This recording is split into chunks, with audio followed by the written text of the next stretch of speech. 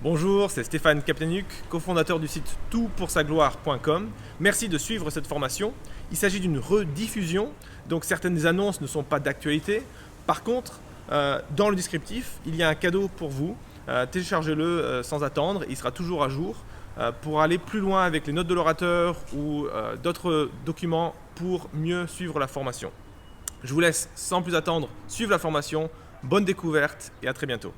Eh ben, bonsoir à toutes et à tous. J'espère que vous m'entendez également. Ça devrait le faire. Et je suis très heureux de pouvoir vous partager ce moment autour du sujet de l'anxiété.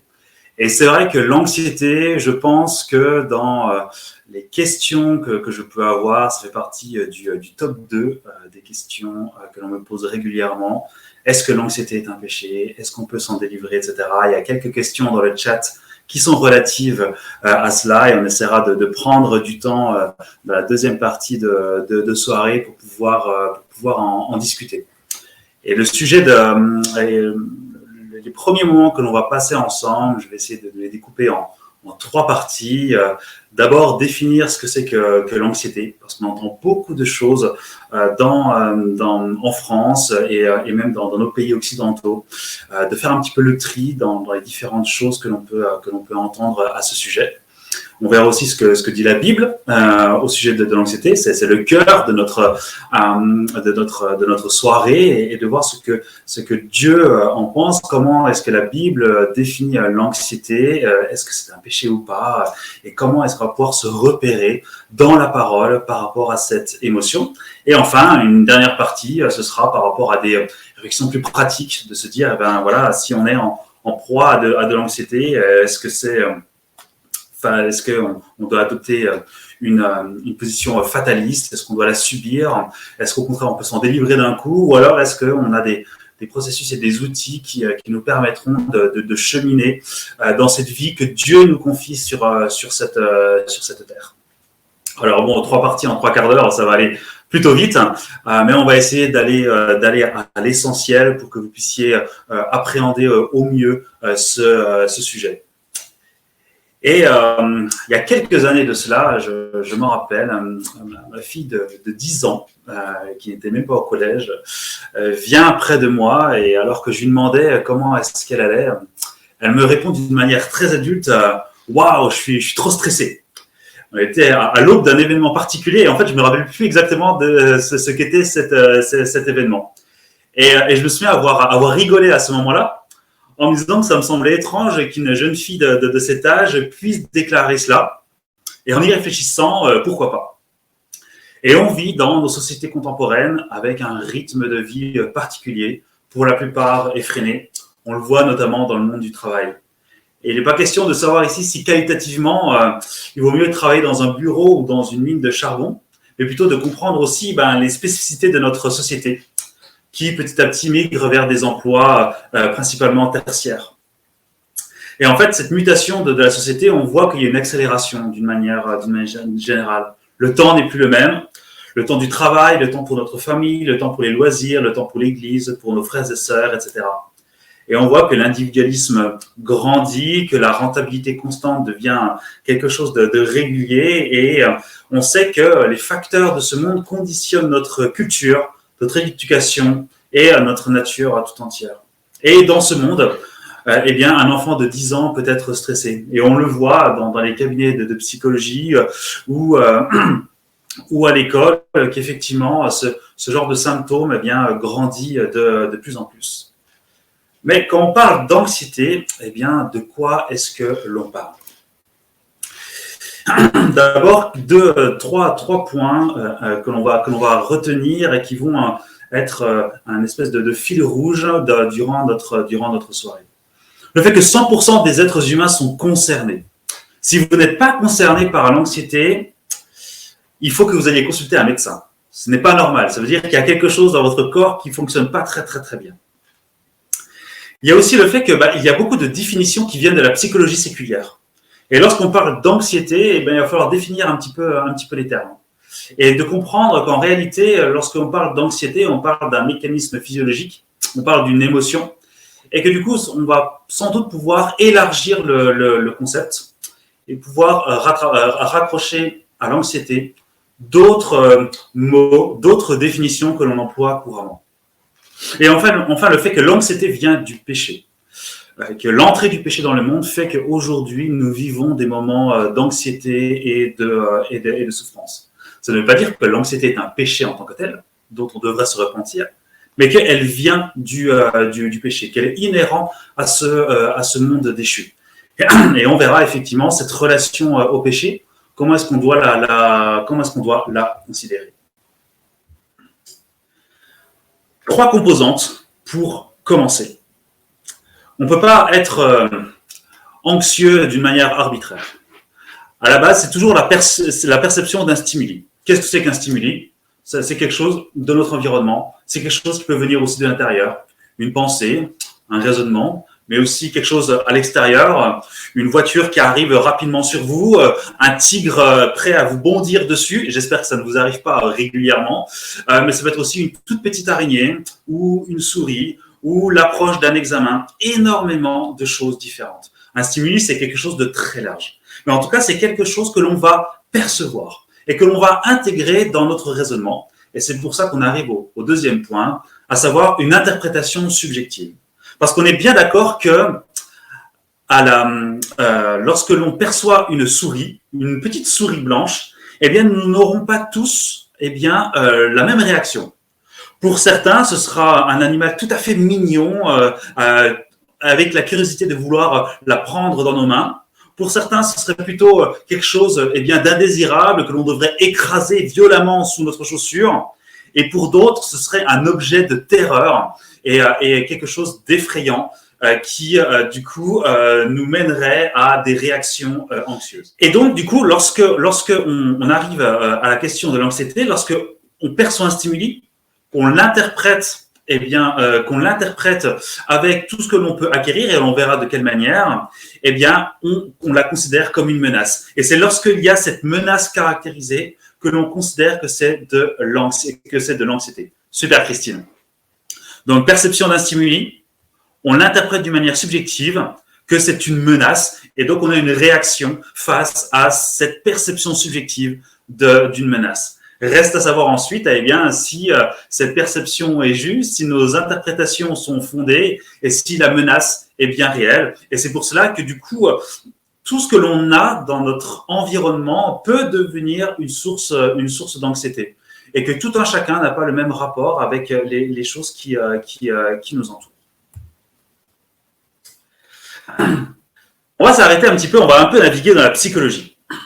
Parce que la psychologie n'a eu de cesse de se creuser les méninges sur savoir ce qu'est les émotions et le fonctionnement de l'être humain. Et je suis sûr que dans votre culture populaire, particulièrement si vous êtes en France, vous avez dû entendre énormément de termes. Et je vais commencer par les termes les plus anciens, névrose et psychose. C'est des termes qui viennent de la psychanalyse que l'on n'utilise plus du tout aujourd'hui. En tout cas, dans la psychologie moderne, ce sont des mots que l'on a progressivement mis de côté parce que ça faisait appel à tout un champ théorique aujourd'hui on n'utilise plus beaucoup en psychologie moderne. Mais si on devait les définir, si un jour dans un repas ou un apéro vous entendez ces mots-là, généralement on utilise une névrose en considérant que la menace est légitime et que la menace elle est perçue comme réelle. Alors qu'à l'inverse, dans une psychose, on est plutôt dans quelque chose d'irrationnel. On est dans quelque chose qui n'a pas de fondement. Mais c'est des mots que l'on ne devrait plus trop utiliser et je ne vais pas trop m'attarder dessus. Les mots suivants sont beaucoup plus dans notre jargon populaire et du coup, je vais m'y attarder un peu plus. Différence entre peur, angoisse et anxiété. C'est vrai que c'est pas facile comme ça de se dire en quelques minutes, là comme ça, comment est-ce qu'on ferait la différence ? Et d'une manière générale, voilà un petit peu les nuances que l'on apporte au travers de ces trois termes. La peur, c'est une réaction naturelle lorsque le sujet ressent une menace de sa sécurité personnelle ou de sa stabilité psychique. Et du coup, c'est une réaction naturelle face à une menace qui est devant nous. L'anxiété, et ensuite on ira sur l'angoisse. Lorsqu'on parle d'anxiété, généralement, on fait la différence avec la peur parce qu'on la considère plutôt comme un sentiment désagréable qui correspond à une attente, plus ou moins consciente d'un danger ou d'un problème à venir. Donc, si on peut faire déjà une petite pause, de faire la différence entre peur et anxiété, c'est qu'on peut dire que la peur est la perception d'une menace, à tort ou à raison, parfois la menace peut être juste une petite souris blanche inoffensive. En tout cas, la peur, c'est la perception d'une menace qui est présente, qui est perceptible, alors que l'anxiété, eh bien, c'est plutôt un sentiment ou une émotion désagréable qui correspond à quelque chose qui va venir. Il y a une question de temporalité lorsque l'on parle d'anxiété dans le monde séculier. Et lorsqu'on parle d'angoisse, généralement, c'est lorsque le stress est très, très important. Lorsqu'on perçoit dans notre corps des éléments extrêmement désagréables, des choses très inconfortables qui parfois nous paralysent, nous provoquent des émotions fortes, des larmes, des cris, etc. Peur, perception d'une menace perceptible. Anxiété, perception d'une menace, mais plutôt dans une temporalité à plus ou moins long terme. Et enfin, l'angoisse, que l'on considère plutôt comme une crise. On parle de crise d'angoisse. Et lorsque nos émotions sont beaucoup plus fortes. Mais en réalité, et on va le voir après, ces trois éléments fonctionnent à peu près de la même manière dans notre corps. Et on le verra que finalement, c'est le même système qui va fonctionner ensuite avec des conséquences et des symptômes qui seront un petit peu différents. Mais en fait, la base sera exactement la même. On va le voir juste après. Et enfin, deux autres termes qui me semblent aussi importants à définir, c'est la question du stress post-traumatique et de la phobie. La phobie, en général, on la considère que c'est une peur, donc une perception d'une menace imminente, ok, irraisonnée, déclenchée par un objet, un animal ou une situation. Les transports publics, une foule, l'agoraphobie, par exemple. Et on caractérise bien ça, la question sur l'irraisonné, parce que d'une manière générale, ces phobies sont sont propres soit à des personnes ou à des petits groupes de personnes. Tout le monde n'a pas peur de l'eau, et d'une manière générale, il y a peu de personnes qui ont peur de l'eau. Certaines personnes ont peur du noir, mais la plupart n'ont pas un sentiment de peur intense lorsqu'ils sont dans le noir. La plupart d'entre nous, je suppose, arrivent à être dans une foule sans avoir une peur intense ou être en crise d'angoisse. Donc, on circonscrit la phobie par rapport à une peur intense vis-à-vis d'un objet que l'on considère comme irraisonné. Et enfin, le stress post-traumatique est aussi quelque chose qui est important à comprendre, et on pourra ensuite le généraliser après. Alors, thanatophobie, ouais, enfin, il y a autant de phobies que de personnes aujourd'hui. Il suffit d'aller voir sur n'importe quelle liste et vous verrez qu'il y en a d'innombrables, et on en rajoute sans arrêt.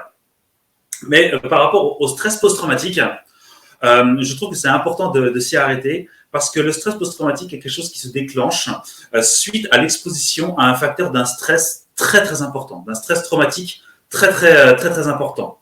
Ça peut être un meurtre, un viol, une période de guerre, etc. Et c'est un état qui généralement arrive dans les 9 mois après le trauma, et qui correspond en fait à la reviviscence d'un événement traumatique associé à des symptômes de stress aigus, et qui conduit fréquemment ensuite à des comportements d'évitement. Je vais vous donner un exemple tout simple. Un soldat qui revient d'un théâtre de guerre, que ce soit en Afghanistan ou etc. Il a vécu beaucoup d'événements difficiles. Il a vécu la guerre, il a vécu peut-être la mort de camarades, peut-être qu'il a tué des personnes. Il a vécu dans un moment d'insécurité intense où il entendait tous les jours des grenades, des explosions et des coups de feu au-dessus de sa tête. Mais ce soldat revient chez lui. Et eh bien, pendant une période de repos, eh bien, il va faire ses courses dans un magasin. Et il achète, il prend dans les rayons ce qu'il lui faut, et tout d'un coup, une palette tombe derrière lui. Et sans crier gare, il commence à avoir les mains qui transpirent, le rythme cardiaque qui commence à s'accélérer, il commence à sentir une pression très forte au niveau de ses poumons, il a du mal à respirer, il est crispé sur son caddie, et des larmes commencent à couler. Est-ce qu'il est sur un champ de bataille? Absolument pas. Mais son cerveau a accumulé des souvenirs et il a créé des liens qui fait que à l'écoute d'un bruit très très fort, peut-être que son cerveau lui a fait comprendre que c'était une grenade à ce moment-là, et bien du coup il s'est mis à paniquer et à générer un stress très très important. Et ce stress post-traumatique, eh bien, il peut survenir dans plein d'événements différents. Pas besoin de faire la guerre pour vivre ce genre de stress. Et c'est vrai que on l'a beaucoup étudié avec les retours de guerre, mais pas seulement. Ce que l'on sait, c'est que l'anxiété et tous ces phénomènes liés au stress sont globalement multifactoriels. D'abord, la question de la biologie. On n'est pas tous câblés de la même manière. On a grosso modo tous le même cerveau, mais avec des proportions différentes. Et suivant notre développement, eh bien, on n'est pas tous à égalité face à des événements forts, face à une attente particulière, face à une peur. Et c'est sûr que, eh bien, notre biologie a forcément un impact. Je tiens aussi à signaler qu'on ne peut pas mettre de pourcentage dans ces quatre thématiques-là. On ne peut pas dire il y a 5% de biologie, 10% d'histoire, etc. C'est propre à chacun. Et en réalité, on ne peut pas le quantifier d'une manière précise. Mais pour dire que quand même, on a dans notre développement, dans le développement de notre corps, eh bien, forcément un impact par rapport à la perception de potentiels dangers autour de nous. Je suis sûr que vous connaissez sûrement des personnes qui sont peut-être plus sensibles à des bruits forts et d'autres qui n'y prêtent absolument pas attention.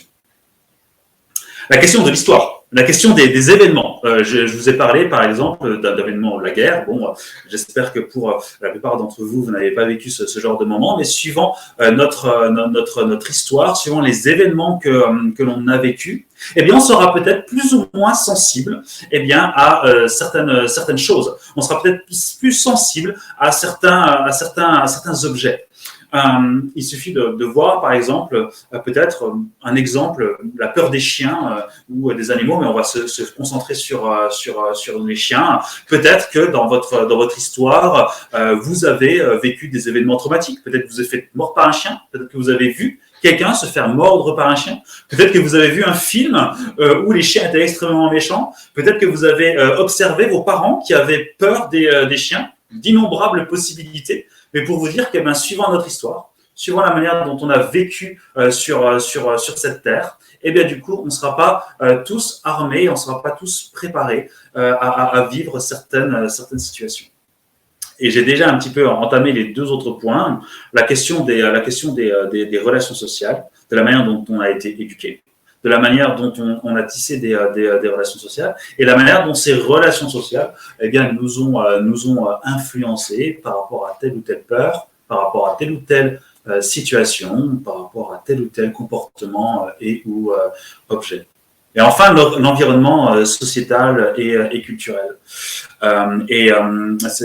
Suivant la culture dans laquelle on est, on ne vivra pas de la même manière. Eh bien, certaines situations, on n'aura pas le même rapport à certains objets. Et du coup, on pourra développer, suivant notre culture, eh bien, certaines anxiétés plus fortes que d'autres. On aura peut-être des capacités plus ou moins fortes à résister face à tel ou tel événement, face à tel ou tel objet, voire aussi à tel ou tel animaux. Et on pourrait décliner ça de plein de manières différentes. Biologie, la question de notre corps. Histoire, la question des événements. relations sociales, la manière dont les personnes nous ont influencés, et enfin notre environnement plus large, sociétal et culturel. 4 grands points qui fait que toutes ces émotions viennent d'une multitude de facteurs qui seraient difficiles à quantifier d'une manière exhaustive. Moi, j'utilise ces 4 thématiques-là. D'une manière générale, lorsque je travaille avec des personnes sur l'anxiété, c'est toujours parmi ces 4 thématiques-là que ça tombe. C'est pas exhaustif, c'est pas un modèle absolu. Sûrement que vous pouvez trouver d'autres manières de pouvoir catégoriser, peut-être des sous-thématiques aussi, pas de souci par rapport à ça. Moi, c'est dans ces 4 thématiques-là où je suis le plus à l'aise et où j'arrive en fait à repérer le plus facilement d'où viennent les anxiétés, le stress, les peurs. Et on va passer un petit coup à des notions de biologie. Il y a des mots un peu compliqués là-dedans. Et ne retenez pas les mots compliqués. C'est quand même aujourd'hui quelque chose que l'on connaît plutôt bien, qu'on arrive à plutôt bien tracer au niveau de notre cerveau. Donc, il y a forcément des mots, il y a des mots qui font appel effectivement à la question de la biologie et de la médecine, parce qu'on a étudié notre cerveau et de dire comment il fonctionne en période de stress. Mais c'est pas le plus important. Et vous verrez qu'on peut schématiser d'une manière extrêmement simple. Les troubles anxieux et la peur. Alors, vous voyez en bas à gauche qu'il y a ces stimulus émotionnels, d'accord ? Ça peut être un serpent ou une branche d'arbre, en fait, ça peut être n'importe quoi. Et bien sûr, ce stimulus, on va le percevoir. C'est la case de plus haut. Ça peut être visuel, auditif, ça peut être quelque chose que l'on touche, que l'on perçoit, voilà, etc. Et généralement, notre cerveau va plus vite que nous-mêmes. C'est-à-dire que notre cerveau, lui, il perçoit les choses beaucoup plus vite et traite l'information avant qu'il nous la fasse percevoir. Et donc, du coup, lorsqu'il va percevoir un stimulus quel qu'il soit, il va réagir de 2 manières différentes. Une qui va être rapide mais grossière, et une qui va être plus lente mais précise. Donc, si vous avez vraiment quelque chose à retenir, c'est que lorsque on perçoit quelque chose, notre cerveau va traiter cette information de 2 manières. La première manière, ça va être très rapide, d'accord ? Et c'est là où notre amygdale où nos amygdales vont s'activer et jouer là-dedans dans la perception de la menace. Alors, petite parenthèse, spéciale dédicace à Quentin P. Les amygdales, ce ne sont pas les amygdales que éventuellement vous n'auriez plus parce qu'on vous les aurait ôtées au niveau ORL. Je vous rassure, les amygdales dont je parle, elles sont bien logées dans votre cerveau. Et si on vous les a ôtées, c'est que vraiment, il s'est passé quelque chose de très, très, très grave. Donc, on a 2 paires d'amygdales au niveau de notre tête, celles effectivement que l'on peut enlever et celles qui sont dans notre cerveau. Et bien évidemment, ce sont celles de notre cerveau dont je vais parler. Et en fait, les amygdales, c'est nos boutons rouges pour signaler qu'il y a une alerte. Un exemple tout bête. Vous travaillez tranquillement chez vous, ou vous écoutez un webinaire tranquillement avec une tisane bien au chaud, et tout d'un coup, il y a une porte chez vous qui claque, ou un accident de voiture juste à côté de chez vous avec un bruit énorme. Et donc, c'est un stimuli sensoriel et auditif. Et donc, du coup, votre cerveau va l'interpréter et se dire « Ah là, ce degré de décibels, c'est forcément quelque chose de dangereux. » Et qu'est-ce que vous faites? Et qu'est-ce que nous faisons tous naturellement lorsqu'il y a un bruit important que l'on n'anticipe pas et qui arrive à nos oreilles? On sursaute. Réponse émotionnelle, on vit une petite anxiété. Et donc, qu'est-ce qui se passe? On va généralement sursauter au niveau musculaire. On a nos mains qui vont généralement transpirer un petit peu. On a notre cœur qui va s'accélérer et on va avoir un développement temporaire de nos sens. On va avoir notre perception du son plus accrue et aussi naturellement on va chercher d'où vient le bruit. Et donc ça c'est la première réponse émotionnelle, tout à fait naturelle. Et elle est très très bonne, cette réponse émotionnelle-là. Lorsque, et malheureusement c'est déjà arrivé, vous pouvez vous retrouver dans la rue avec eh bien, un terroriste armé d'un pistolet qui tire sur les passants, eh bien, vous avez une réponse émotionnelle très forte qui fait que votre cerveau ne veut pas vous demander votre avis et vous allez essayer de courir très très loin, le plus loin possible de la perception, de là où vous percevez eh bien, le son des coups de feu. Si vous avez un tigre ou un animal menaçant devant vous et qui pourrait atteindre votre vie, il est bon d'avoir cette réponse émotionnelle et qui fait que vous allez essayer de fuir. Et donc, en fait, cette réponse-là, eh bien, qu'on le veuille ou non, eh bien, on va l'avoir. Et ça, c'est la première voie par laquelle, en fait, notre cerveau va interpréter un danger qui va provoquer chez nous cette sensation désagréable de danger, cette peur, cette anxiété. Mais notre cerveau ne fait pas que ça. Parce que si on n'avait que cette réponse émotionnelle-là, malheureusement, eh bien, on serait destiné eh bien, à sursauter, à avoir peur de tout. On a la deuxième voie, un peu plus haute, là, au niveau violet, qui est lente mais précise. Parce que, eh bien, dans notre histoire, eh bien, on accumule énormément de souvenirs, y compris de souvenirs sensoriels.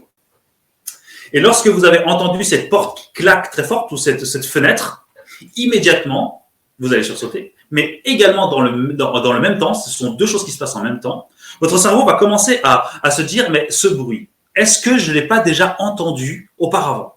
Et dans votre banque de sons et de souvenirs, votre cerveau va balayer très très rapidement, ça se compte en millisecondes, et rapidement vous allez avoir en tête, et souvent vous avez l'impression que ça arrive simultanément, vous vous dites ah mais c'est juste une porte qui claque, c'est juste une fenêtre qui se ferme violemment avec le vent.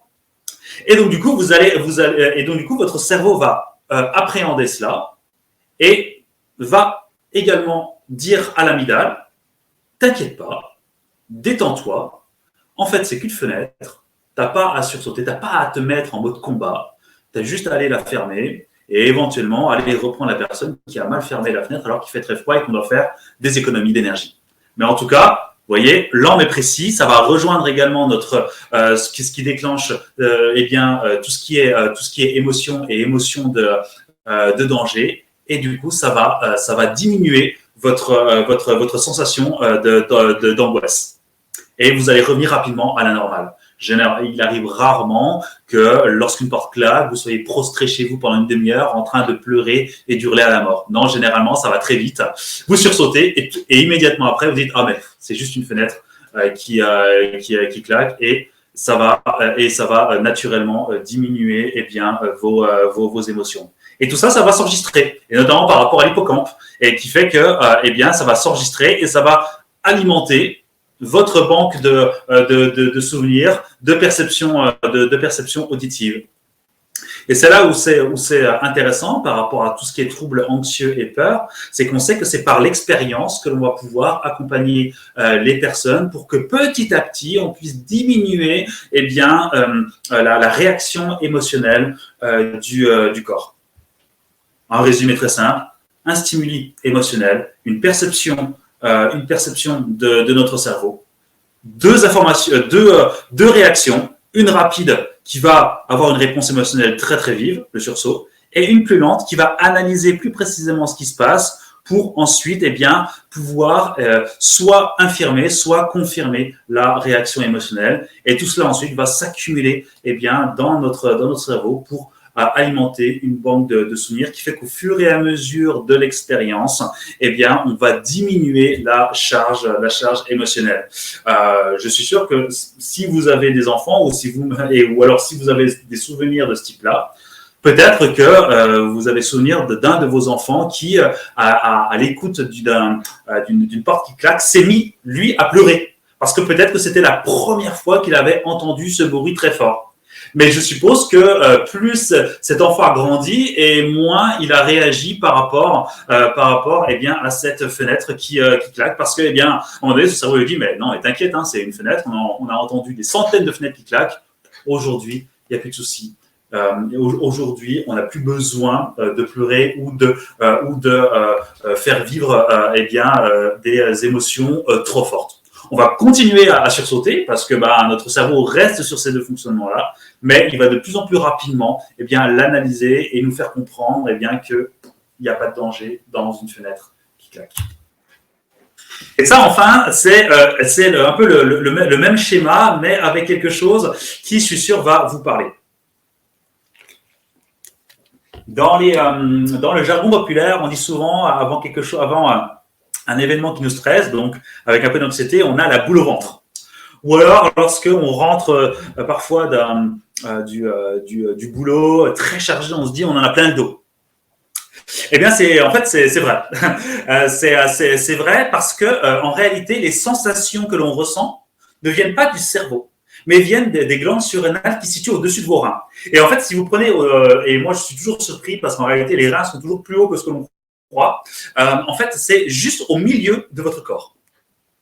Et en fait, vous voyez, il y a le petit point rouge qui est l'amygdale, donc qui va envoyer un signal le long de votre colonne vertébrale pour dire, les mecs, va falloir envoyer un petit peu du lourd là. Il y a un bruit pas normal. Il faut que l'on réagisse. Et c'est les glandes surrénales qui vont déclencher et diffuser dans le corps trois hormones, adrénaline, noradrénaline, que l'on connaît bien notamment avec le sport et le moment de tension, de combat, et le cortisol qui est l'hormone du stress. Et en fait, ce sont ces trois hormones, ces trois molécules qui nous donnent ces sensations désagréables. C'est le cortisol, l'hormone du stress, qui fait que on se sent pas très très bien. Qu'on se sent pas très très bien à l'approche d'un examen, qu'on se sent pas très très bien à l'approche d'un webinaire, qu'on se sent pas très très bien lorsqu'on est face à un potentiel danger. Et en fait, peur, angoisse, anxiété vont déclencher toujours ce même programme dans notre corps.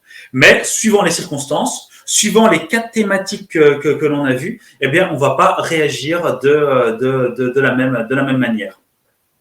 Et si pour certains, l'approche d'une araignée n'est juste qu'une petite appréhension qui va légèrement vous donner une sensation de mal-être, pour certains, et suivant le format de l'araignée, ce sera un vrai danger avec parfois une fuite et des cris qui démontre et qui montre que les glandes surrénales et que l'amygdale va réagir d'une manière plus importante. Et en fait, c'est ces degrés de fonctionnement qui fait qu'on pourra du coup nuancer dans notre jargon si c'est une peur, une anxiété ou une angoisse. Mais comprenez bien qu'au niveau de notre système, ce sera un peu toujours le même fonctionnement, bien qu'au niveau des thématiques que l'on a évoquées, ça ne provoquera pas la même intensité de symptômes.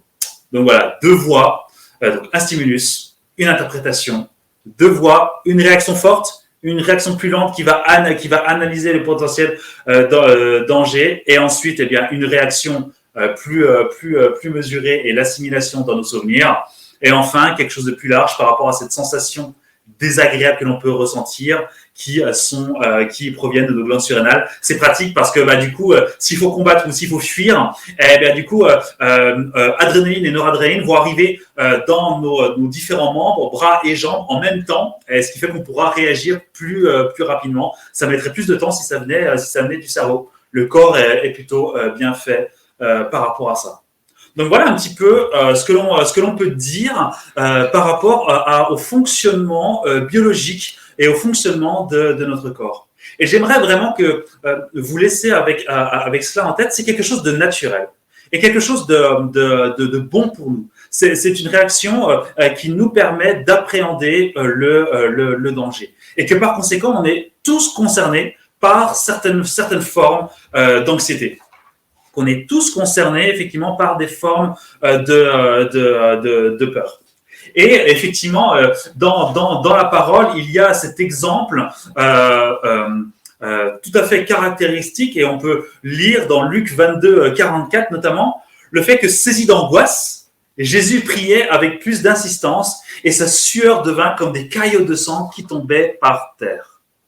saisi d'angoisse, Jésus priait avec plus d'insistance.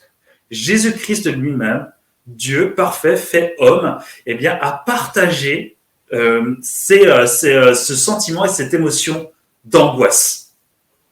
Et donc, par définition, j'espère qu'on est tous d'accord que Jésus-Christ n'a jamais péché dans toute son existence. Donc, on peut en déduire que l'anxiété, l'émotion en tant que telle, n'est pas un péché. Et ça, je pense que c'est quelque chose, et je répondrai à des questions plus tard par rapport à ça, qui est important à comprendre. Ce sont des émotions. Les émotions, c'est pas le sujet d'aujourd'hui, mais on entend beaucoup de choses dans le monde séculier comme dans le monde chrétien sur les émotions. Les émotions, ce sont des réactions physiologiques de notre corps. Et je vous ai parlé d'amygdale, etc. Et d'un point de vue scientifique, ça arrive parfois de devoir faire des amygdalectomies. Et on sait que, eh bien, en coupant cela, eh bien, il y a l'absence de peur ou de perception de danger. Sauf que du coup, il n'y a pas que ça, il y a aussi d'autres effets secondaires très graves. On ne fait pas ça n'importe comment, on ne trifouille pas le cerveau juste pour faire beau. Mais on sait que les émotions viennent de notre cerveau. Ce sont des réactions physiologiques de notre corps. Et pour partie, elles sont bonnes et elles nous permettent d'appréhender le monde. Et j'aime particulièrement, et je ne sais pas si c'est dans le livre que l'on vous a, dans le livre électronique que l'on vous offrira, j'aime bien cette citation de Ed Welch qui dit « La peur et l'anxiété sont des prédictions de l'avenir ». Et on va développer un petit peu cela durant les prochaines minutes. Et que ce sont des dons de Dieu, ces émotions. Difficile pour ceux qui vivent des crises d'angoisse de se dire que ce sont des dons de Dieu, mais j'espère en tout cas au travers du développement, vous pourrez comprendre que nos émotions, anxiété, peur, stress, ont une vraie utilité pour nous et nous renseignent sur nos croyances et sur le monde.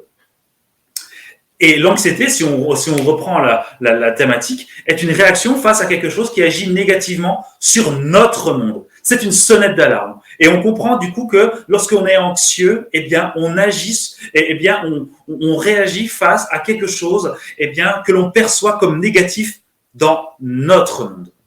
Et c'est là où il va y avoir une différence et on va pouvoir dégager ce qui pourrait être du péché dans l'anxiété. Parce que c'est notre monde. Et donc, c'est notre interprétation. Elle peut être bonne et portée vers les autres par amour. 2 Corinthiens 11, 28, c'est lorsque Paul dit qu'il est chargé par le souci qu'il a vis-à-vis des églises auxquelles il écrit. Et elle peut être mauvaise et renvoyée à notre péché.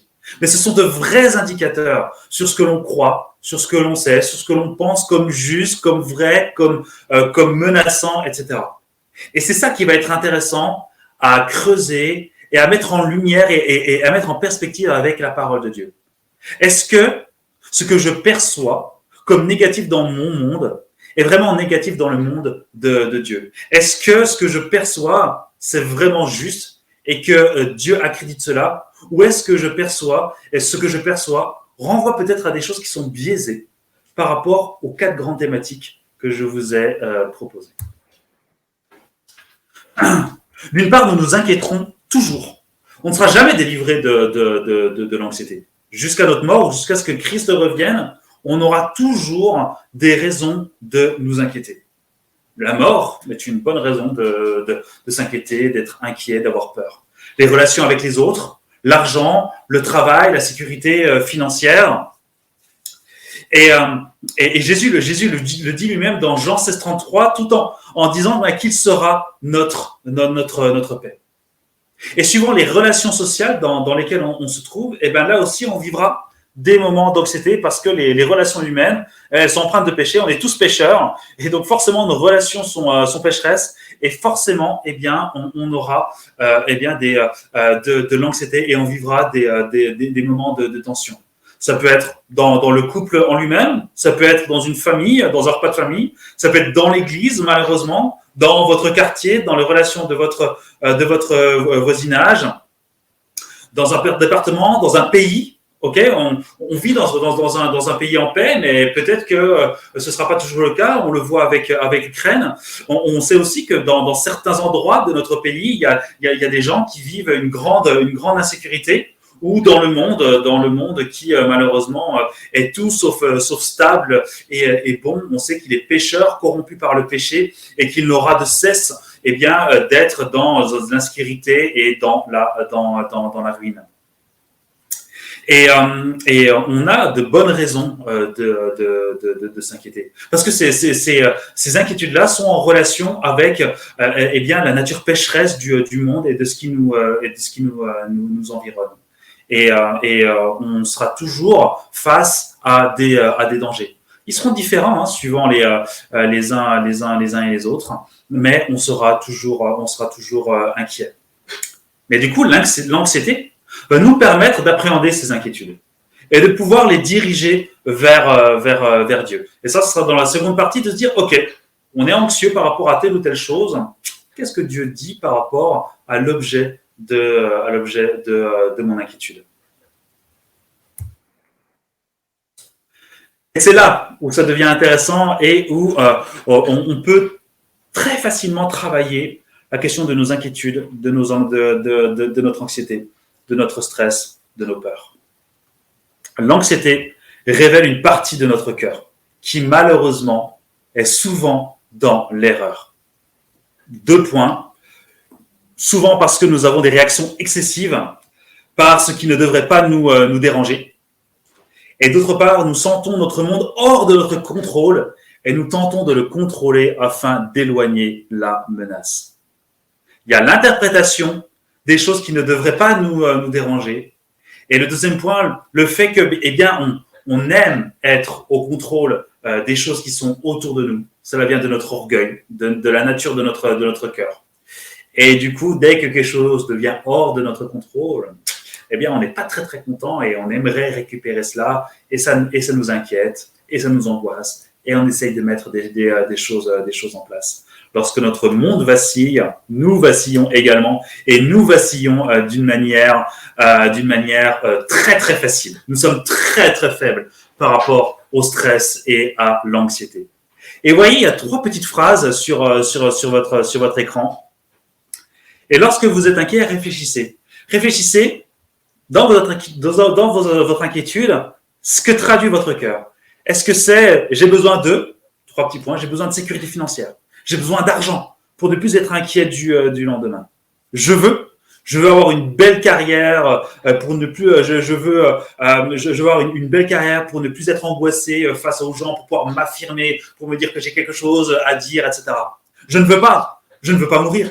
Je ne veux pas être malade. Je ne veux pas je ne veux pas perdre mon emploi. Je ne veux pas ceci ou cela. Et vous voyez qu'on peut très facilement, alors c'est pas les 3 à la fois, mais on peut très facilement, lorsque l'on est inquiet, pouvoir identifier l'origine de nos inquiétudes et pouvoir identifier si les origines et nos croyances sont fondées ou pas. Est-ce que ce sont des choses qui sont légitimes, ou alors est-ce que ce sont des choses qui sont illégitimes?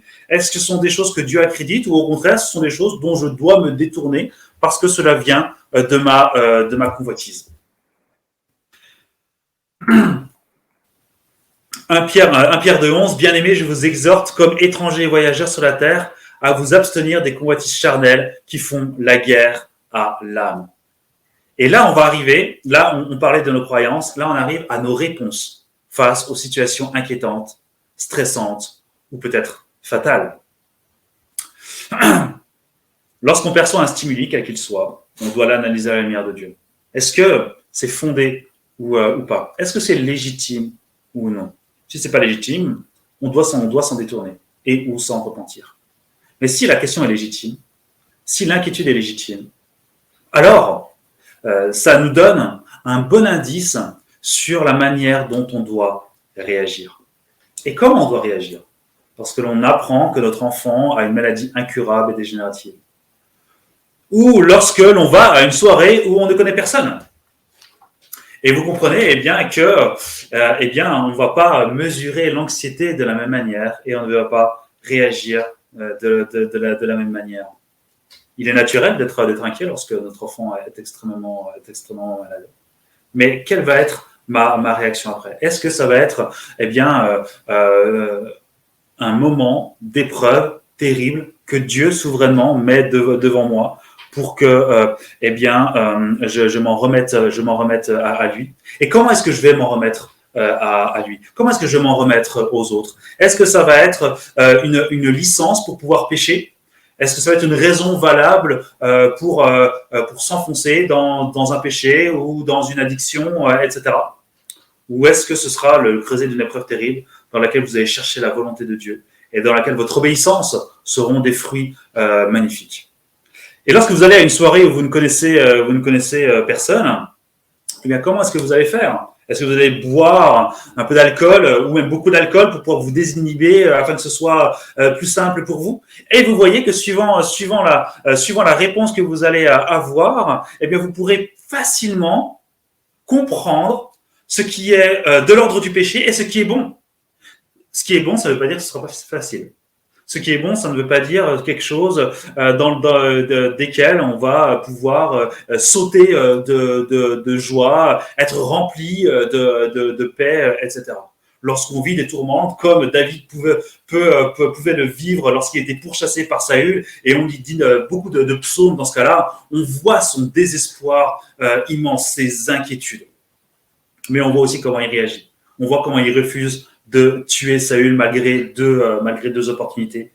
Et son objectif principal, c'était de faire la volonté de Dieu et de ne pas toucher à loin de l'Éternel. Et on voit que lorsque notre inquiétude est légitime, eh bien Dieu nous place devant des choix où notre sainteté est en jeu et où l'honneur de Dieu est en jeu en tant que chrétien. Et jusqu'à quel point est-ce qu'on veut honorer Dieu dans ces situations terribles?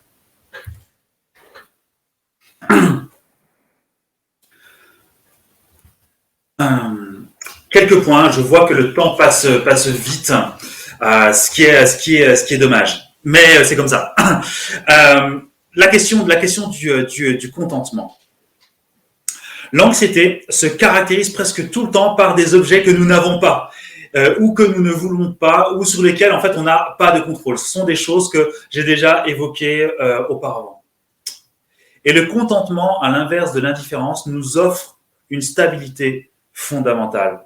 Paul apprend le contentement en dépendant de Dieu, et peu importe les circonstances de la vie, Dieu est constant, éternel et digne de confiance.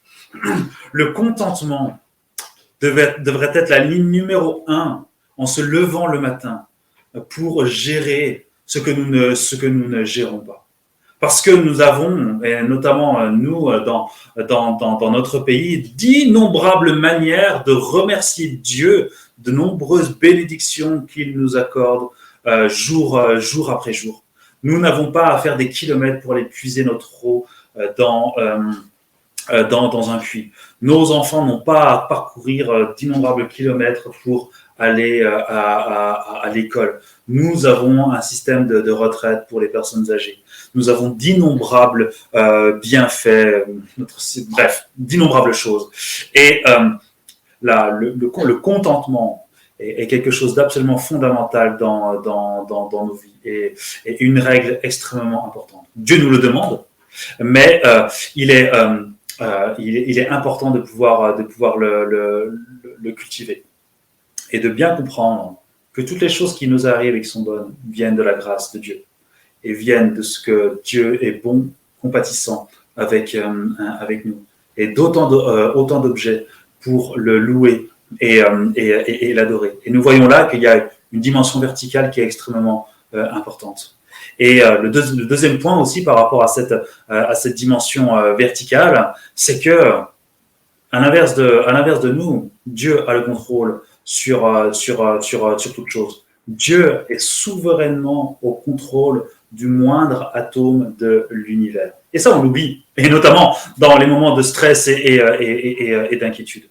Mais souvenons-nous que dans notre monde, le monde est hors de contrôle, très souvent. Mais dans le monde de Dieu, le monde est parfaitement au contrôle de ses mains. Il y a beaucoup de choses que l'on ne comprend pas. Il y a beaucoup de choses que l'on ne comprendra pas. Mais on a une assurance, c'est que Dieu est souverain sur toute la terre et que quoi qu'il nous arrive, rien n'est un hasard, rien n'est arbitraire et rien n'est fait en dehors de la permission de Dieu. Quelques pistes de réflexion pratique pour terminer. Faire connaître nos requêtes à Dieu. Vous avez sûrement reconnu un passage de Philippiens et la lettre aux Philippiens regorge effectivement de réflexion par rapport à cela. Dieu nous demande de le prier. Mais dans cette relation de prière, c'est aussi lui montrer qu'en fait, on a le contrôle de pas grand-chose, en fait. Il faut en appeler à notre humilité, parfois humiliante, de lui faire comprendre que, en fait, nous, on ne peut pas grand-chose sur beaucoup de choses qui nous entourent. On aimerait être au contrôle, mais ça, c'est de l'orgueil et dont il faut se repentir. Par contre, lui est au contrôle de toutes choses et il veut qu'on lui demande. Il veut que l'on exprime les problématiques et les inquiétudes de notre cœur. Jésus-Christ lui-même l'a fait au jardin de Gethsémane. Père, éloigne de moi cette coupe, mais ta volonté et non la mienne. Le deuxième point, c'est tourner les pensées et le cœur vers ce qui est vrai. Et ça, c'est bon aussi. Et c'est là où lire la parole de Dieu est absolument fondamental dans nos vies. Parce que lire la parole, c'est comprendre dans quel monde on évolue. Et c'est aussi pouvoir ajuster nos croyances pour que nos fausses croyances soient remplacées par celles de Dieu et celles de la parole. Et c'est pour cela qu'on a besoin de notre communauté. On a besoin de l'église locale. On a besoin d'être enseigné pour que nos croyances puissent grandir et mûrir. Pour que nos croyances puissent évoluer dans le bon sens et vers la vérité de la parole de Dieu. Sans la parole de Dieu, on ne peut pas être dans autre chose que notre propre monde. C'est grâce à la parole de Dieu que Dieu nous transmet ce qui est véritablement le monde, ce qui est véritablement son monde. Comprendre les angoisses, leurs mécanismes et leurs processus, ça c'est ce que je vous ai un petit peu expliqué, de comprendre que c'est pas arbitraire, d'avoir ce schéma très simple, d'accord ? Mais ce schéma, en fait, tout un chacun, on le vit un peu quotidiennement. Et plus on le comprend, et plus on pourra anticiper nos comportements. Et enfin, placer les problèmes à leur juste place. Je me demande si c'est encore dans ce livre-là, mais Ed Welch propose un outil que je trouve très pratique. Chez vous, vous pouvez le faire de manière très simple. Vous prenez une feuille blanche et vous faites un grand cercle qui prend quasiment toute la page et vous faites un cercle intermédiaire au milieu. Et dans le cercle intermédiaire, vous écrivez toutes les problématiques sur lesquelles vous pouvez agir. Toutes les inquiétudes sur lesquelles vous pouvez agir. Et dans le grand cercle, vous mettez toutes les problématiques qui vous inquiètent, mais sur lesquelles vous n'avez pas de contrôle. C'est un exercice très simple à faire. Donc, un rond dans lequel vous mettez tout ce sur quoi vous pouvez agir. Un grand rond ensuite, autour, ce sur quoi vous ne pouvez pas agir. Et vous le refaites une deuxième fois. Vous réfléchissez, une fois que vous avez rempli le deuxième cercle, vous revenez dans le premier cercle et vous dites, est-ce que vraiment j'ai le contrôle sur ces choses-là ou pas ? Et très souvent, vous pouvez en mettre certaines dans la deuxième phase, vous pouvez réfléchir, en fait, ça, non, j'ai pas vraiment le contrôle là-dessus, et vous pouvez le mettre dans le deuxième rond. Dans le cercle intérieur, ce sont nos responsabilités et ce sur quoi on peut agir conformément à ce que dit la parole, en préservant notre intégrité vis-à-vis de Dieu, en grandissant en maturité et en confiance vis-à-vis de Dieu. Mais dans le grand cercle, en fait, c'est tout ce qui nous échappe. Mais dans le grand cercle, c'est tout ce qui appartient à Dieu. C'est tout ce qui est souverainement entre les mains de Dieu. Et de comprendre que les choses que nous ne contrôlons pas, heureusement en fait qu'on ne les contrôle pas. Parce qu'en fait, nous, on est pécheurs. Nous, on est très faibles. On est très souvent anxieux, inquiets, stressés, etc. Par contre, Dieu, lui, non, il ne vit pas ce genre de choses. Dieu, lui, il est parfaitement au contrôle de toutes choses. Et il sait les tenants et les aboutissants. Et il maîtrise parfaitement la situation. Et ça va être une source de réconfort absolu et une espérance dans nos vies face à l'anxiété. Ça n'enlèvera pas l'anxiété forcément. Je ne vous parle pas de délivrance magique. Par contre, ça nous aide à focaliser nos croyances sur ce qui est juste et bon, sur ce qui est bon de croire. Parce qu'en fait, c'est ce qui est vrai. Et du coup, c'est nous dégager de notre faux monde pour rentrer dans le vrai monde de Dieu. Et de comprendre que dans le vrai monde de Dieu, eh bien, les problématiques qui nous échappent, elles sont en sous contrôle. Dernier point par rapport aux médicaments.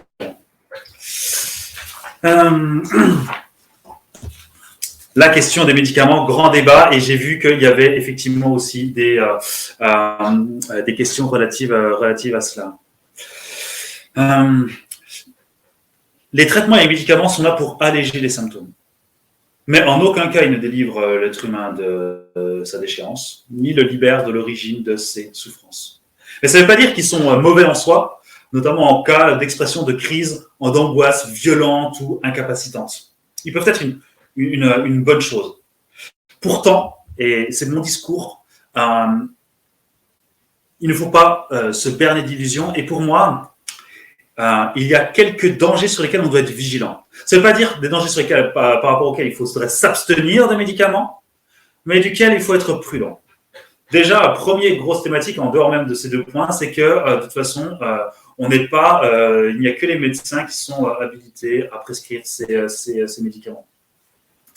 Mais le deuxième point, les deux points, je pense, sont importants. D'une part, nous vivons dans une culture qui ne tolère pas la souffrance et que toute souffrance doit être abolie, doit disparaître, etc.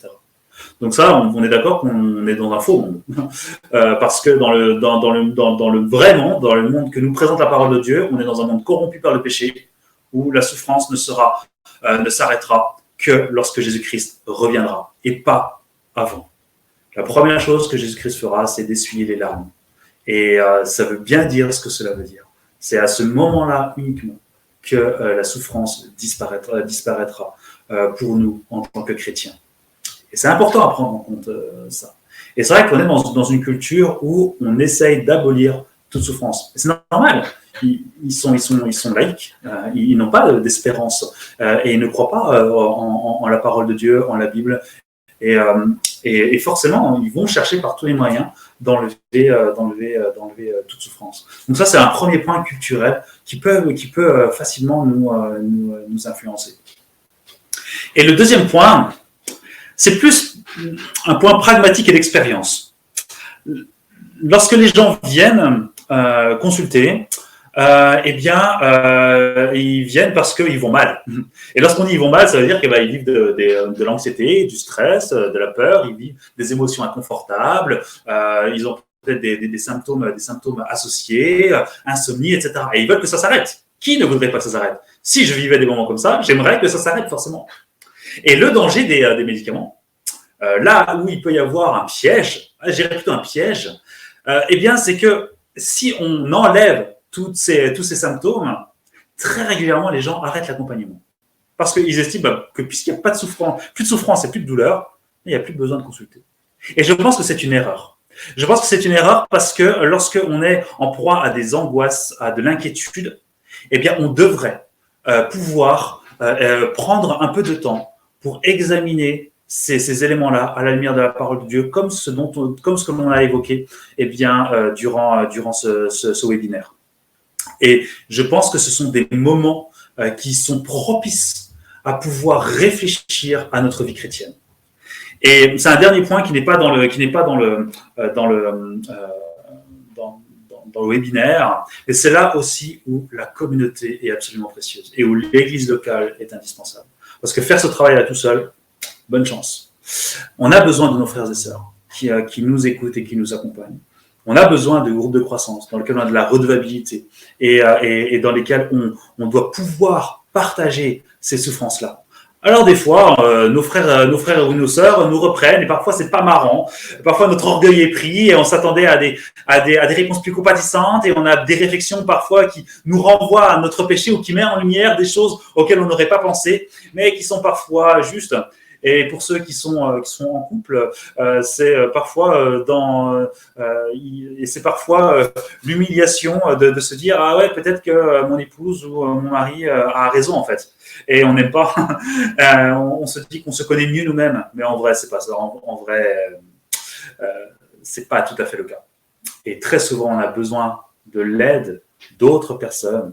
Et quoi de mieux que d'avoir des personnes qui nous aiment particulièrement pour nous dire les choses parfois qui nous font un peu mal, mais qui sont nécessaires pour notre intégrité vis-à-vis de Dieu. Notre vie sur terre est une vie d'intégrité vis-à-vis de Dieu. Et cette intégrité passe parfois par des moments de souffrance, de remise en question, de confession et de repentance de péché. Si on était parfait, ça se saurait. Si on était au paradis, ça se saurait. Mais ce n'est pas encore le cas et on est encore dans ce monde. Mais dans ce monde, Dieu nous a donné des outils. La prière, on l'a déjà évoqué. La parole de Dieu, on l'a déjà évoqué. Et enfin la communauté. Ces 3 moyens de grâce que l'on voit dans toute la Bible et qui nous montrent effectivement que nous avons besoin de ces éléments-là pour faire face aux éléments difficiles de nos vies. Merci beaucoup d'avoir regardé cette vidéo. Abonne-toi à notre chaîne YouTube pour ne manquer aucune des prochaines vidéos. Et like et partage cette vidéo pour nous aider à remplir notre mission. Notre mission, c'est d'équiper les chrétiens à voir comme Dieu voit pour vivre comme Dieu veut. Merci et à très bientôt sur toutpoursagloire.com.